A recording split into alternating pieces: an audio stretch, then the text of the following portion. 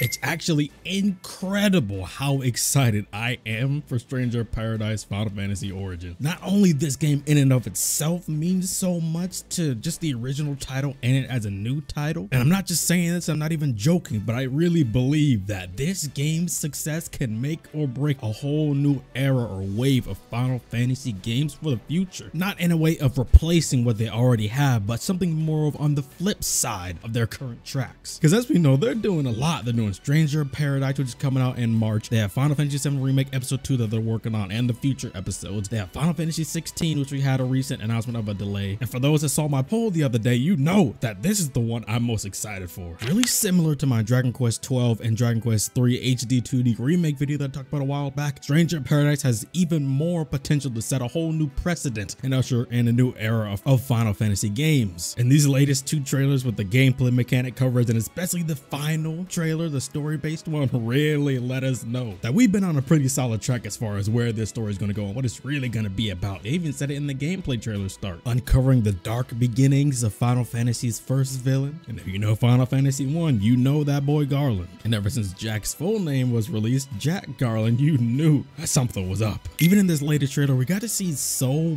much to really capitalize on that too, and I really appreciate it. We got to see more Princess Sarah, a new female party member, Sophia, the proper creation of the Warriors of Light, or at least Jack's companions, Jed, Ash, Neon, who we all know about, and Sophia. They mentioned the crystals of the elements of life, fire, wind, water, and earth. We got to see and hear all four of the fiends created by Chaos: Tiamat of wind, Kraken of water, Merilith of fire, and Lich of earth, bringing up Jack and Sarah's relationship, maybe even what led Garland to kidnapping Sarah in the original Final Fantasy, and also Sarah's admitting to loving Jack. Seeing more glimpses of the real Garland and Jack maybe having been coming in and out of that form accidentally. For those that played Final Fantasy 1, you know that so many things here go in conjunction with the original Final Fantasy, like the callback at the end to the main menu screen redefined in this new look, defeating Garland and the fiends, restoring light to the elemental crystals, and discovering Garland's time loop as well as him being Chaos. And we even get to see a glimpse of that beast Chaos form. And with this game's narrative being what it is, a villain origin story for Jack Garland, we also get to see how his other companions as well as the probably true Warriors of Light react to such a scenario. Because even in this trailer, they seem to be really understanding of Jack and what his position is and what he's probably going to do or has to do or has done. If this game pops off and is really successful and sells really well, or the feedback from what it does sell is really overwhelmingly positive, I can see an absolute tidal wave, a storm, a wave of Final Fantasy games in the future really taking inspiration from what this game tries to do for the original Final Fantasy 1. Not just games post FF7, but especially pre Final Fantasy 7 that don't have as much love as they really should. Starting with the origin of a villain of the very first Final Fantasy game, which inspired so many characters and villains in future Final Fantasy games, it can once again be that starting point for a revolution, looking more at the flip side of some of these scenarios in these other Final Fantasy games, taking an approach that wasn't at all what the original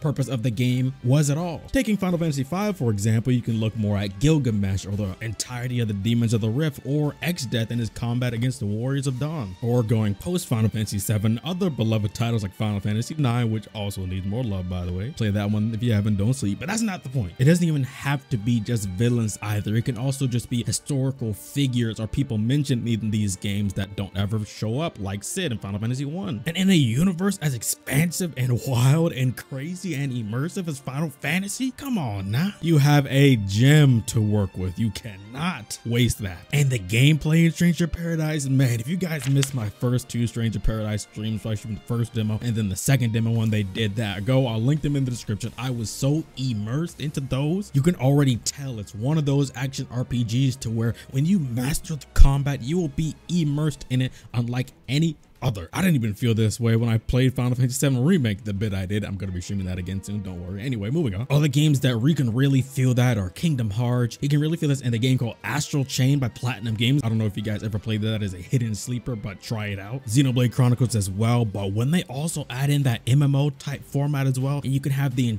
entire party controllable through multiplayer functions so different people can be the different main characters too. Super smooth and easily swappable and edible classes, costumes, equipment, cosmetics, more and more inside and outside of combat. There being such diversity in these classes, completely upgrading from what the original Final Fantasy had as far as classes go. Whatever style you prefer, whether long range, mid range, close range, physical, weaponized, elemental, super fast but low damage, high damage but slow yet tanky, they got you covered. But what really makes all that special is being able to seamlessly swap them in the middle of combat. Seamlessly, completely. Having options in combat that if you really learn them, you'll escalate the gameplay to a new level, like the command abilities, of course, and Soul Shield where you can perfect block any blockable moves, but also steal the moves if it is stealable, and even being able to absorb enemies that are crystallized and gain some benefits from it. Now, even with everything I just said, having that in a game, of course, it can work, but it may not necessarily hit as hard as it can. That is unless it has that special something, which is being true to itself. Believability in the world around you, all the way seeping into the combat itself as well. This game has that special something, capitalizing on the true strength, fierceness, and diversity of the monsters of this world in combat, and especially the main opposition, all supported by the OST, which really sets it apart from the other titles while still keeping a Final Fantasy feeling to it. And things like this mean the absolute world to the Final Fantasy franchise. From common monsters to important story bosses, it all needs to come together all the more to really make you immersed in whatever you're doing as far as narrative, seeping all the way into the combat, making you feel like you really need to do this battle. But hey, I'm just keeping it real with you. That's what we do over here, and this is why I say Stranger of Paradise can really set the stage, a whole new foundation, with its first Final Fantasy game being reborn like this in a whole new way. The original Final Fantasy was an inspiration. So many things would be lost without that game, and now it can do the same thing once again in a new era. Not even just for Final Fantasy, but heavily story-driven games in general. If you guys are excited for Stranger of Paradise Final Fantasy Origin, or if you weren't, but now I got you a little bit hyped to see what they got cooking up, let me know in the comments. Hit that like button if you enjoyed this video, subscribe to the channel for much more, because I got content of all types, you already know what I'm saying. Make sure you hit the bell so you get notified for new videos,